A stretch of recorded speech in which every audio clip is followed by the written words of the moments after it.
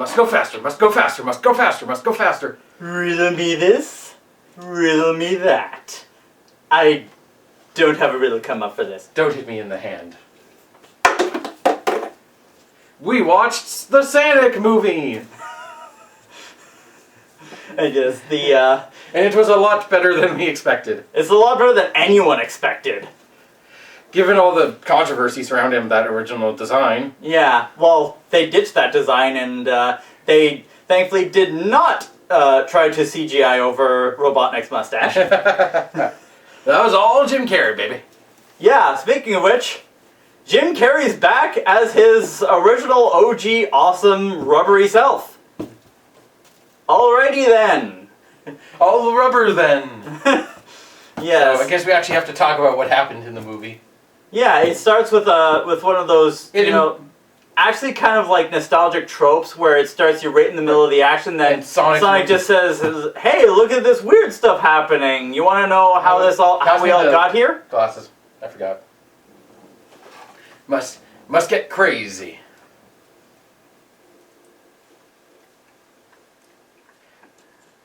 Call lens whatever. They know what frames I like. Yes. But yeah, and then we cuts to him talking about his childhood on Mobius. Maybe he didn't name it. His home planet is called Mobius. It's Yes, canon. but he didn't say that in the movie. It's pretty obvious it's Mobius. Yeah. Oh, there's so many references to Sega games. This movie is littered with references.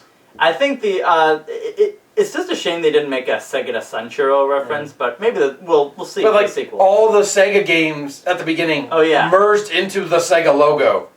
That was pretty awesome. Oh well, that's probably going to be like how the MCU movies have all the Marvel movies, making up the logo. They're just doing that, but it's not a bad thing. It still works. Yeah, still does. And they literally reference the first stage of the original Sonic game with loops and everything. Like his home planet looks like the video game. That's because it is Mobius. They didn't say it, but it's Mobius. Trust me on this. And the first shot is just Sonic running, obviously. Yeah, because young Sonic. After current Sonic running, you needed young Sonic running. Yeah. And it established the echidnas without saying who they are. Yeah, but they were wearing medieval kind of hunter armor, and they were using bow and arrows, and but you could see they had helmets on, but you could see their red kind of quill things on the back of their heads. The things Knuckles says he uses to fly. No. Yes. Literally, Knuckles flies by trapping air under each of his massive strands of hair. Well, I guess if Tails can fly back with helicopter tails, sure. Because his name is Miles per Hour. Get the joke? You get it? You get it? Miles per Hour? Honestly, I don't think it's that bad a pun, and I like the character, but we'll get to that. Anyway, So we have to show the Echidna are hunting Sonic. Yeah, because they want his power. His unlimited power. Yes, we'll get to that exact reference later in the review, but yes, basically and a talking owl protects him by sending him to Earth. He literally calls her she's like Obi-Wan if he had feathers and a beak. I forget her name. Yeah, something Claw. Yeah, Long Claw. Long Claw, yes. So she uses one of the magical MacGuffin rings to teleport him to Earth. Yeah, these rings, they're basically like Doctor Strange's, teleportation spell thing. That's what they are. Which are based on the collectible from the Sonic franchise where that's basically your health. If you lose all your rings, you die. Yeah, so in the games, they're like the coins from the Mario games. Yes. Here, it makes more sense that they're, these magical items are more like from Doctor Strange. They're portals. Yes. And they're the plot. And the cake is alive.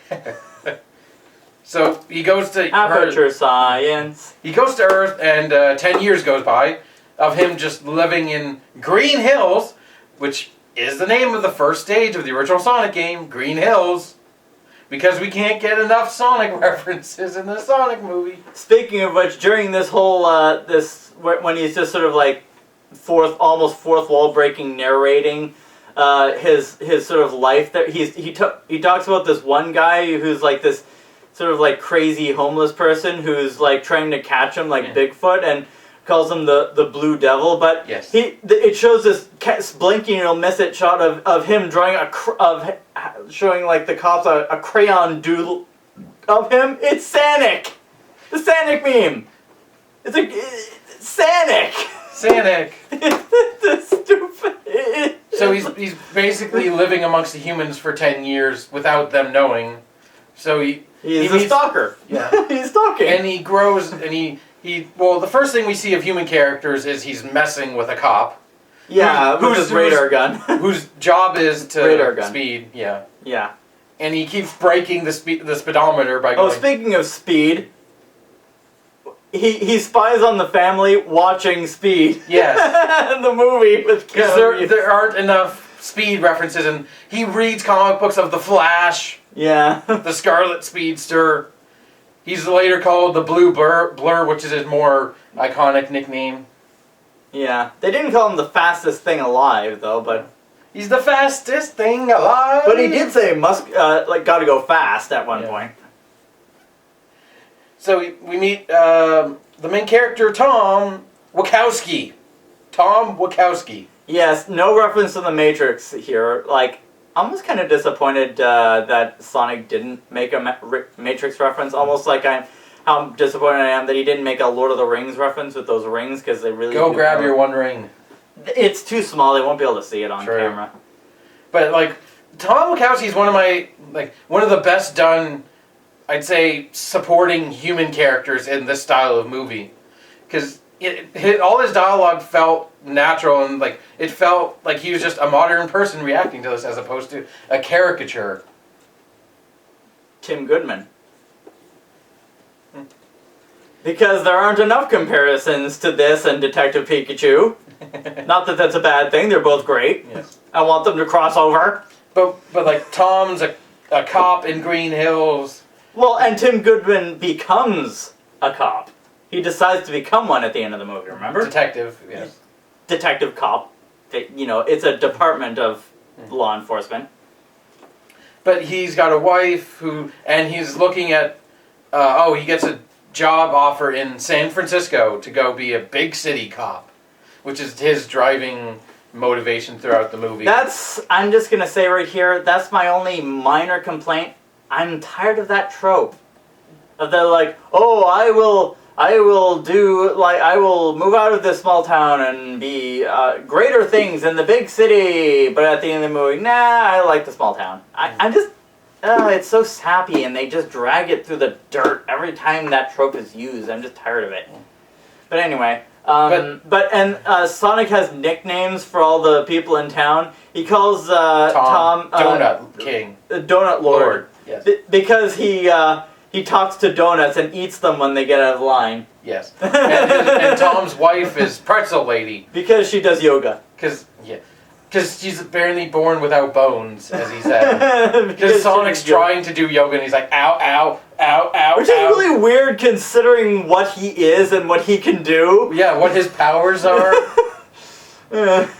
I guess he's Quicksilver, but not Mr. Fantastic. Did we get the wife's name? I don't remember. I don't think so. I'm pretty sure we did. We just forgot it. We just Mrs. Wachowski. Basically. Who didn't direct The Matrix. Yeah.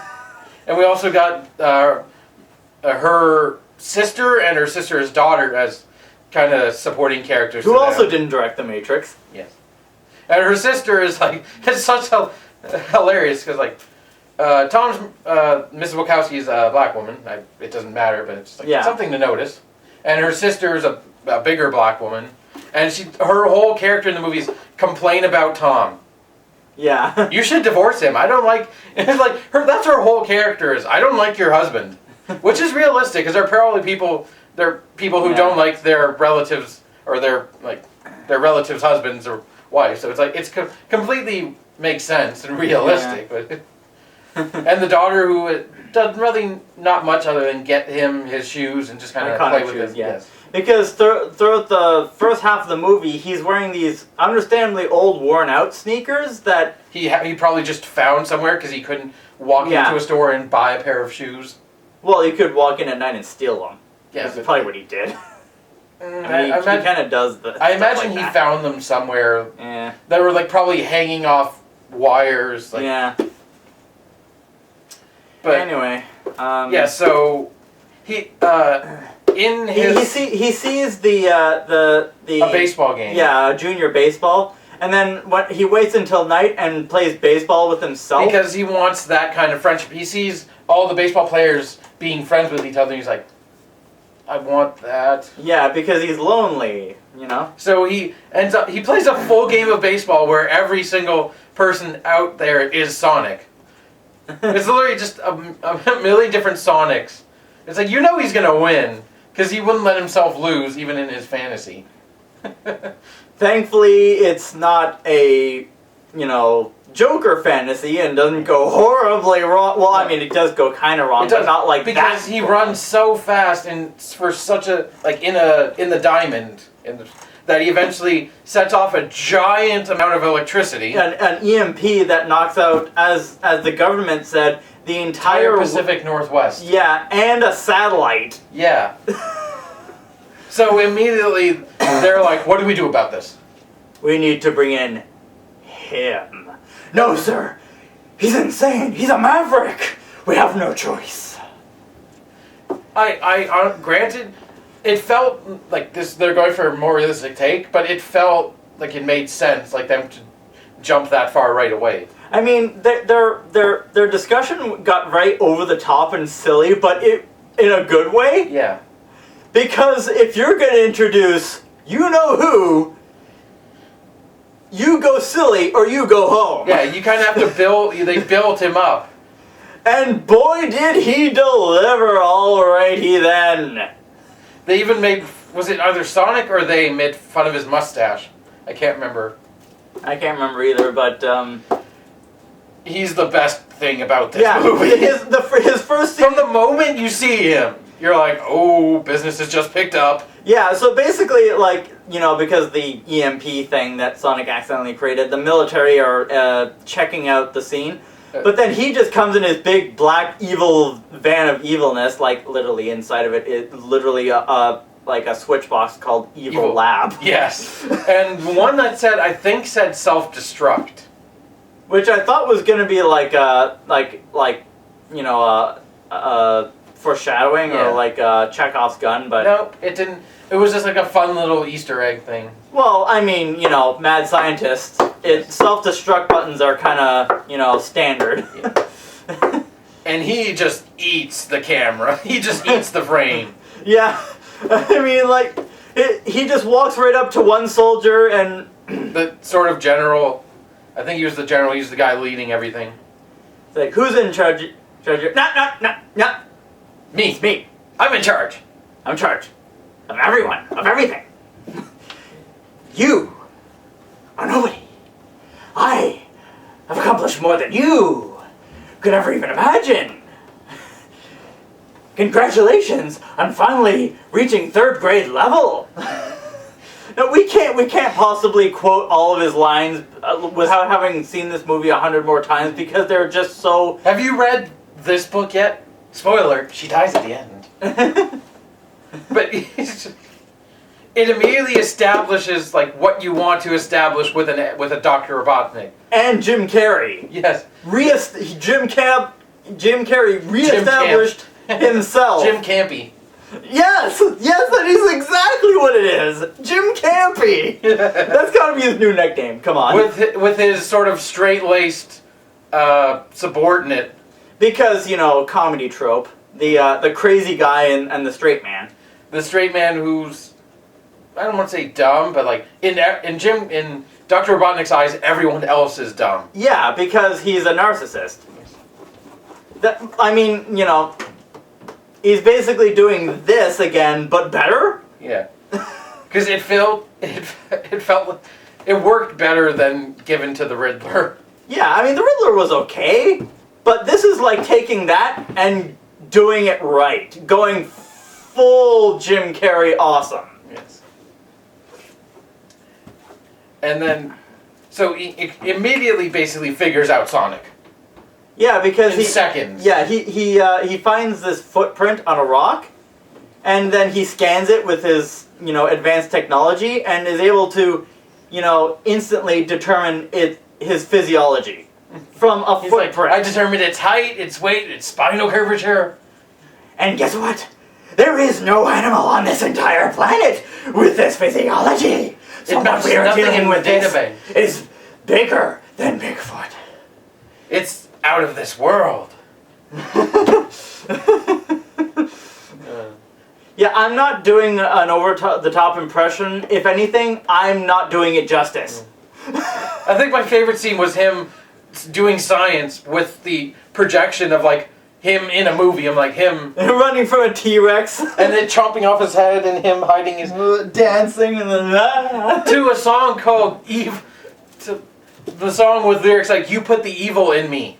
Yeah, that was literally after like because another MacGuffin in the movie is Sonic loses one of his quills and he finds it, and even all his quills have some of his power. So he's able to actually harness the power from this quill. And here it comes when he scans the quill, and to read its energy level. Unlimited power. Yes.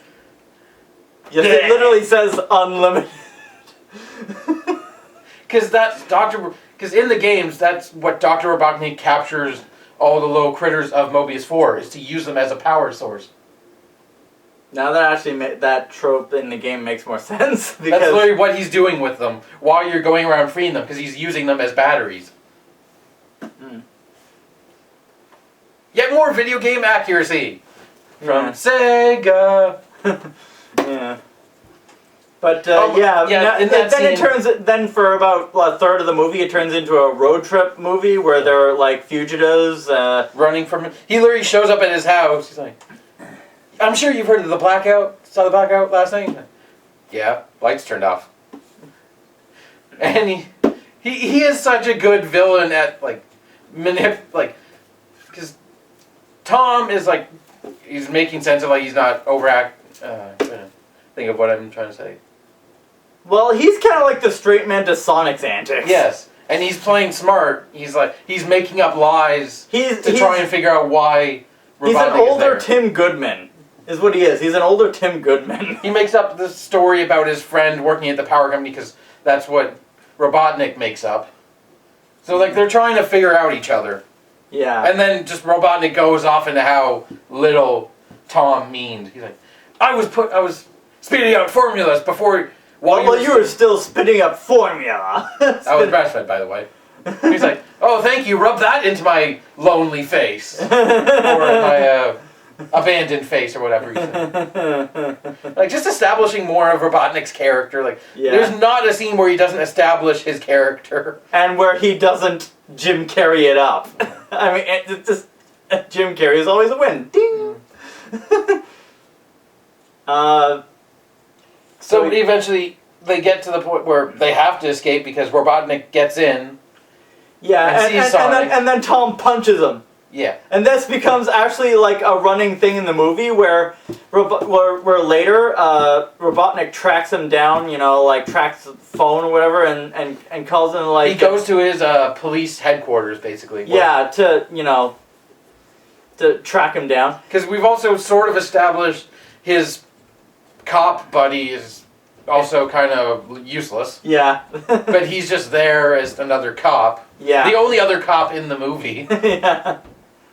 And he basically Tom calls his cop friend from a payphone, and obviously Jim Carrey and all his guys are just right there. It's like, don't tell the guy I called. Right? I think they already know because they're all standing there. And he's like, you punched me. The last person who punched me was a high school bully. You know what I did? Told the principal because that's a heinous behavior. I made him drink through a straw for a year. And now, you are the bully. You are going to be drinking the restaurant for a year. I have not lost a fight since. Because I harness the power of technology and intellect. Yes. That's it. He's obsessed with technology and being smarter than everyone. Why do you think I'm wearing this? Yes. Because he really is just like, this is just Riddler 2.0. Improved Riddler. So then we get a bar fight scene. Yes. Which was a lot of fun. Oh. Because we get, in this movie, not one, not two, 3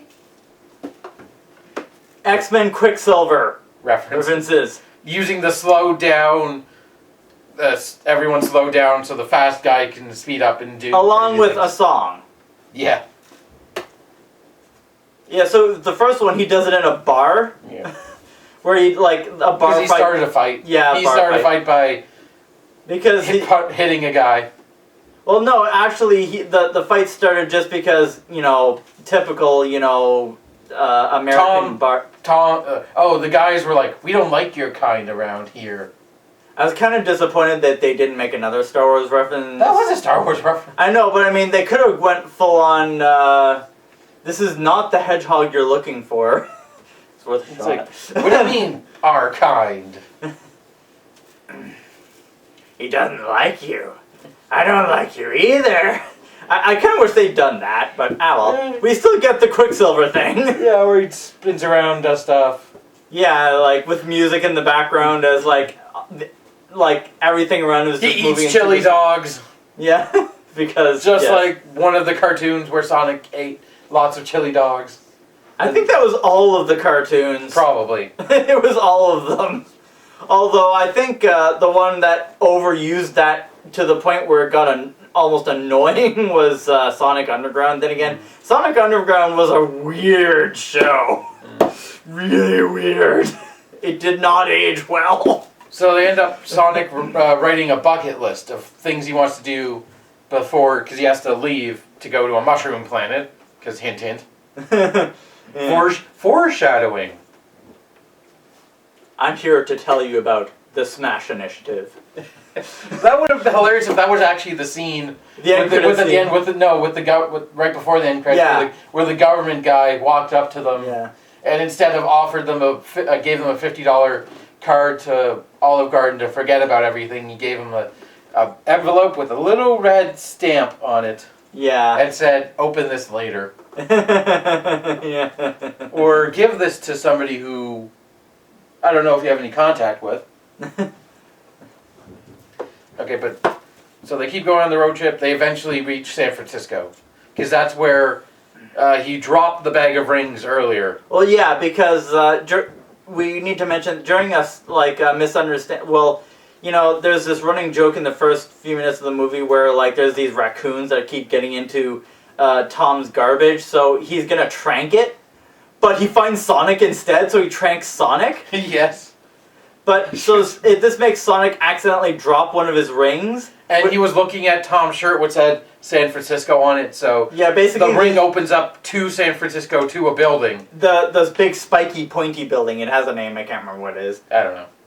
It's the big spiky pointy building. I know the names of the buildings in New York, not the yeah, like Empire State Building. Yeah, and all that it's stuff. a landmark in San Francisco, and it's big and spiky. Yes, so the bag lands there, so that's where they have to go on this road trip.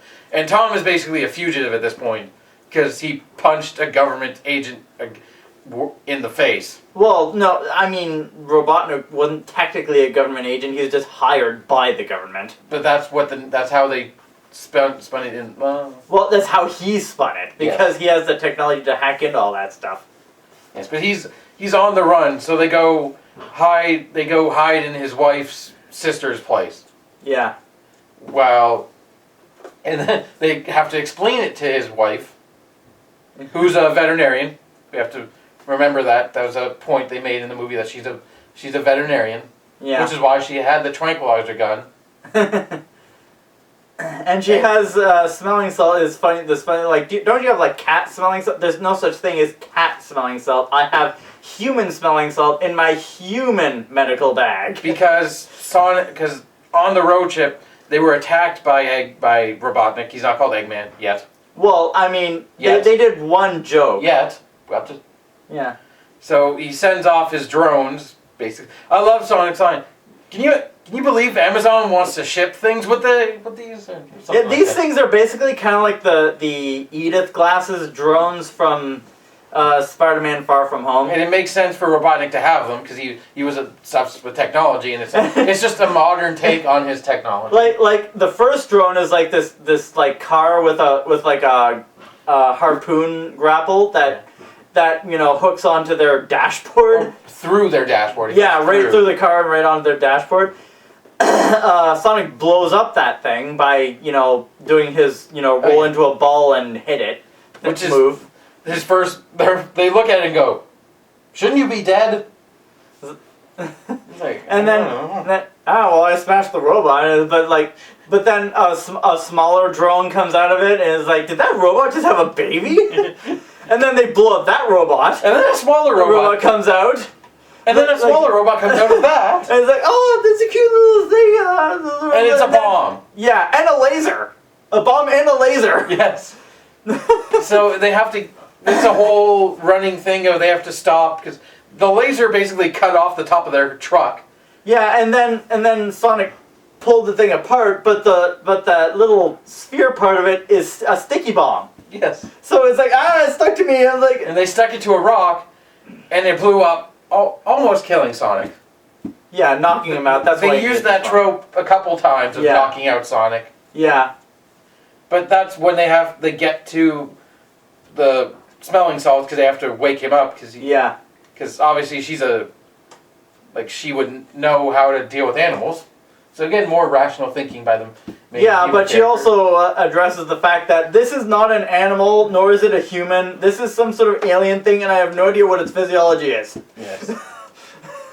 So he wakes up and he just goes, you must go faster, must go. Yeah, is the Rock president? What year is this? No, this is when he says, gotta go fast. Yeah. Because he gotta make that reference.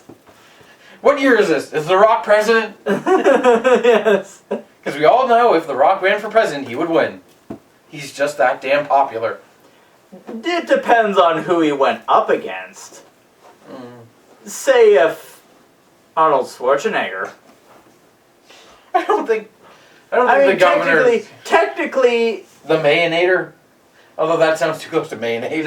No, the Presidentator. Presidentator, right. But yeah, technically, since he's already been a governor, the Constitution wouldn't allow him to run, but that could be amended. That could easily be amended. Yeah, well, Trump's in office.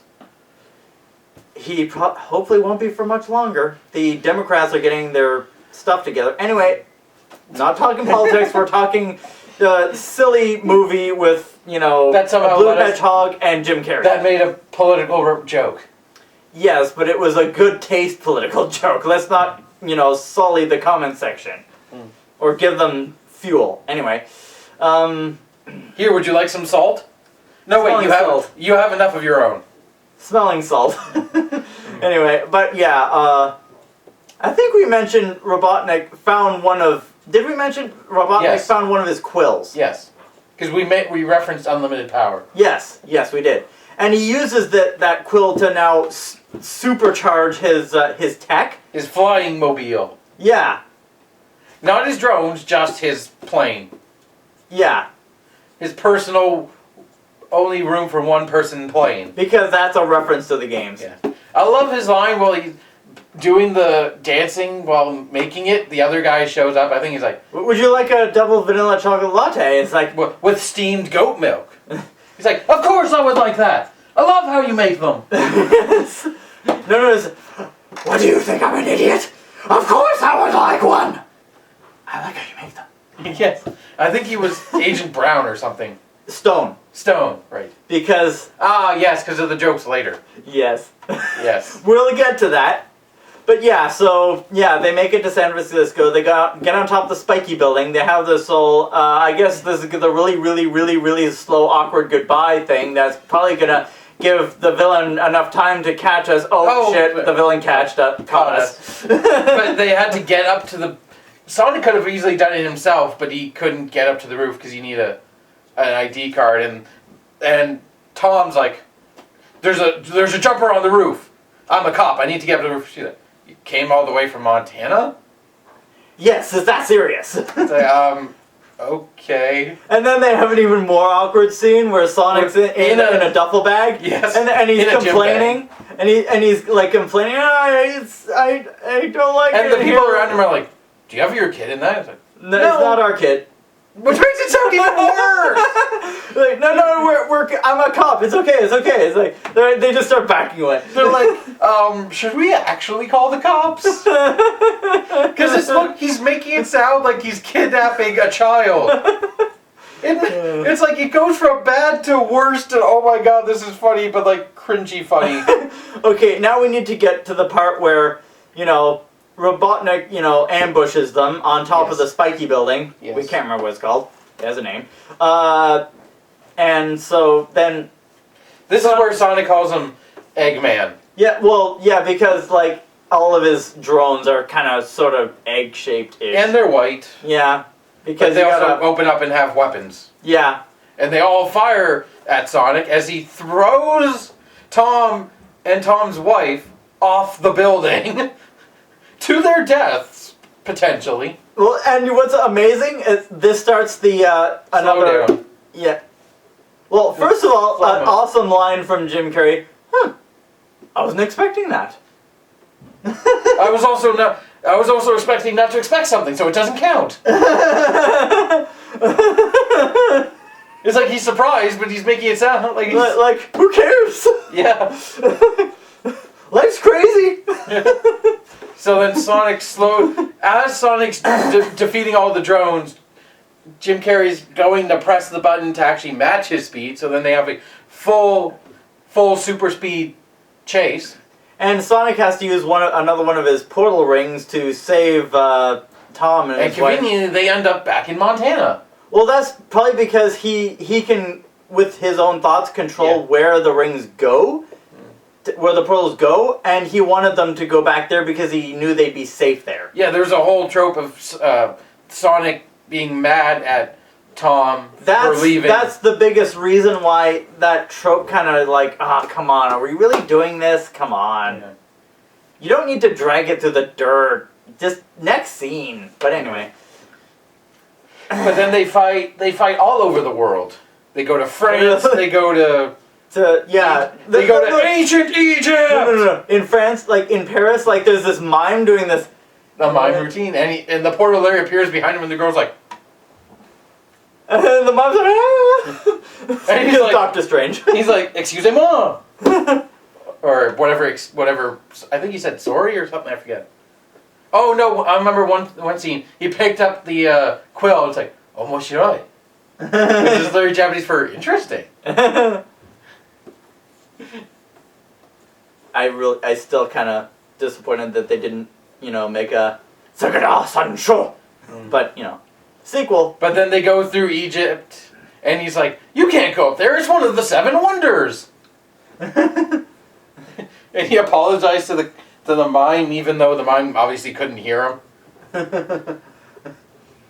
And then they end up in Montana at the last big scene, where they have a big emotional moment where everyone.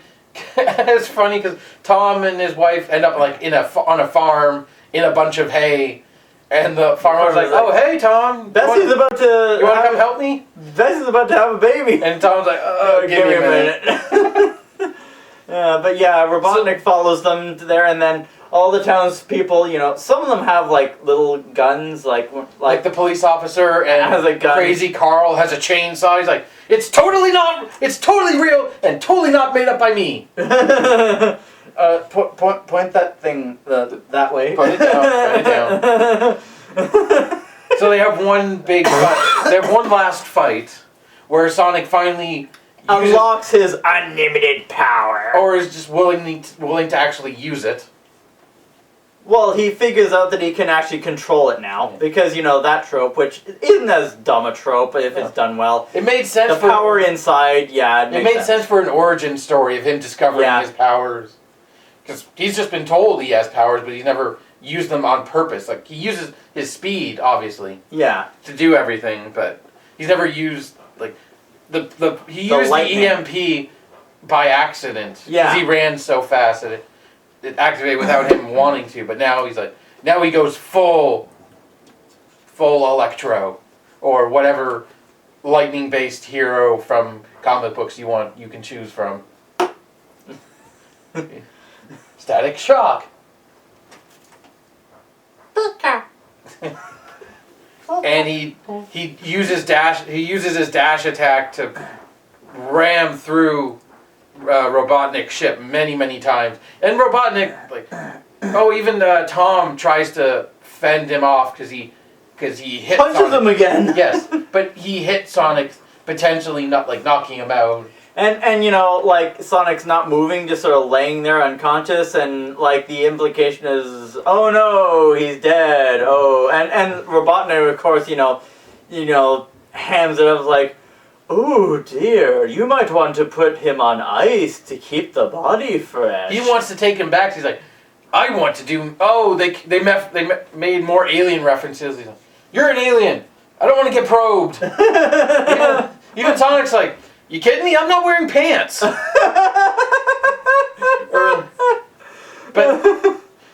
But Tom tries to protect him, and Jim's like, why throw away your life? You're going to die. I'm going to kill you. And then I'm going to take Sonic back to perform experiments on him. The biggest breakthroughs were made with animal testing. They're just going full evil with it. He literally has a breaker switch in his evil lab called Evil Lab. Yes. And he was dancing to a song called Put the Evil in Me. Or at least had the lyric of that. Yeah. No, but I think it was diegetic, as in he could hear the music. He was playing it. He put on headphones. Yes. But I'm saying, I think that might be what the name of the music. I don't remember the actual name of the song. It's just one of the lyrics was, you put the evil in me. Yeah, but yeah, basically. But then Sonic wakes up. There's one other plot point that we didn't mention that's important. His owl mentor person, Obi-Wan knockoff that he called her, even though she's not really that similar to Obi-Wan. I still like the joke though. Said that if he ever gets discovered again, he needs to go to another planet. Yes, which we've talked about that because that's the whole point of Sonic's journey in the movie. Did we bring up the Mushroom Planet? Probably, yes. Yeah. Well, yeah, the next planet on his list that he was assigned to go to if he gets discovered on Earth was this planet that the only life on it is just giant mushrooms. Yeah. No, I did mention mushroom earlier, and I said... Yes. I said... Foreshadowing. So with one final move, he kicks Robotnik's ship into the mushroom planet. Yeah, he says, I'm not leaving Earth. You are. Yeah. So Robotnik gets trapped, and the day is saved, and the three of them decide to live as a family. Yeah. And cut back to San Francisco, where her sister is still trapped in her chair. Yeah, tied to a chair. They had to tie her to a chair because she wanted to call the cops on them. And earlier she said she had to go to the bathroom, so she probably went in her pants. Yeah. Could I at least have my Fitbit? Because her daughter is running in circles. Yeah. And she's like, could you at least put on the Fitbit so I could get some steps today? Because that's totally how that works. Actually, that is. No, but I mean, fat joke. Yes, but that's also actually how a Fitbit works. Yes. You could just attach it to anything and it'll count steps for you. Yeah, but fat joke. Yeah. Because she's fat and her sister's... in good shape. Yeah, an attractive woman. From a certain point of view. Because there are people who are into fat chicks. And some people are into fuzzy things. Anyway, so then the end of the movie is Yeah, Not one of long the government after. one of the government guys. The main guy who said he had to bring in Dr. Robotnik. He said like yeah. So here's so to make sure that Nothing ever happened. Yeah. We didn't see anything. He never existed. Just Take this. And they're building it up like, oh, is this gonna be like $1 million to fix our house? Like, oh, it's a $50 Olive Garden coupon. And he's like, have you ever seen that blue thing? Because the government would like to talk to him. Maybe over brunch? They're like, no. Never seen him. Haven't seen him again. Thank you. But then they're closing the door and Sonic's just there. Yeah. Even Tom is like, I'm really excited about the end that's possible. Yeah, but because the Olive Garden is just a product placement. They've mentioned Olive Garden throughout the movie. Which, it was funny, so it was done well. It wasn't like Michael Bay hammered in like, Bud Light is awesome. No, it was just like, oh, he likes to eat at Olive Garden, so we gave him a gift card to Olive Garden. $50 gift card to Olive Garden. Okay, so, but yeah, we also need to mention, I don't think we mentioned this, in the beginning of the movie, Sonic had this little cave where he kind of like set up with this, room in. But, and Tom found that cave at the end of the movie, and he transferred all that stuff in his cave to the attic. Yeah, and so Sonic can live there. Yeah. So they can all live together and be one happy family. And there's this kind of running joke where, Sonic said... running joke. Well, yes. So, just that word itself is a joke in terms of this joke. No, but I mean, there was this running joke where one of the things on Sonic's list is make a real friend. So he says like, so we're best friends now, right? And like this was earlier in the movie during the road trip part. Yeah. It's like, I like you, but I don't know if you're my best friend. Well, I'm your best animal friend, right? Number no, two. my dog is. Yeah. And then when Sonic finally meets the dog, it's like, so, you're Tom's best animal friend, are you? I don't see the appeal. And then the dog starts licking him. He's like, stop it. And then the dog shows up at the end too in his new attic cave. No second best animal friends here. But then the last scene of the movie before the end credit scene is full, even beyond Eggman, just beyond Jim Carrey, where he's shaved his head, grown out his mustache to properly look. Yeah. Dr. Robotnik. Because it makes sense because he's on the mushroom planet, so he's like, he's cabin fever, going crazier than usual, and he claims, a normal man would die here. No food, no tools. But I plan to be home before Christmas. Which feels like a hint that the next Sonic movie will be like released for Christmas, if not this year, then. Or it could have just been a throwaway joke. Either way, it doesn't matter when it comes out, just as long as it comes out. Or maybe the setting of the next movie will be during Christmas. Again, doesn't matter just as long as it's good. I actually kind of want the setting to be half on Mobius. I want to see more Mobius. But then he has Mr. Stone as an actual stone. Like a rock that he carved a face onto, so what do you think, Mr. Stone? How about we do some reconnaissance? You get a head start. Reconnaissance! I keep saying it. Said this 3 times, like cackling, like reconnaissance. And then we get the other end credit scene, which is another portal from presumably Mobius shows up with a very familiar two-tailed fox scanning for Sonic. And finding him immediately and flying to him. Yeah, with his helicopter tails. Who's probably going like 15 miles per hour. Regardless, I still like Tails. Yeah. Who actually did sound like either the original voice actor or somebody going for that. Yeah, it was really a good job there. Yeah. Because I don't remember Sonic's voice. I am really hyped for the sequel. And I am also hyped. I hope they do this. Smash Vengers.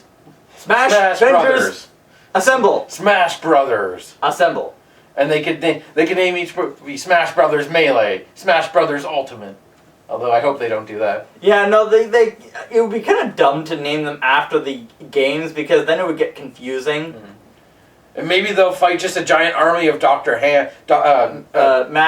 Master Hands, Or like an exact replica of that Avengers fight scene at the end, just with hands everywhere instead of the Kree Empire or whatever. I think they were the Kree. well, remember for the Smash Ultimate trailer, there were a big swarm of those hands, and then there was these ultimate death laser things that just wiped out most of the Smashers. And this was shortly after Avengers Infinity War came out, so everyone was saying, "Oh, look, they're fighting Thanos." They're fighting the Black Order. Yeah. I am inevitable. The Knights of Thanos. And yeah, give us a Sonic Detective Pikachu crossover. Do it. Do it. Do it. Overall, this was probably one of the better movies of this genre of movies. This live-action adaptation of a cartoon. Of a video game. Yeah. Well, it was a video game first, then a cartoon. So, again, that's why, understandably, DeviantArt has been all over the, Sonic and Detective Pikachu in every way you can imagine. Yes, even that way. Yeah. Because DeviantArt. Yeah. But yes, I mean, aside from that way, give us that crossover. Give us Ryan Reynolds Pikachu interacting with this Sonic, interacting with Jim Carrey Robotnik. Come on, we need it. We need it.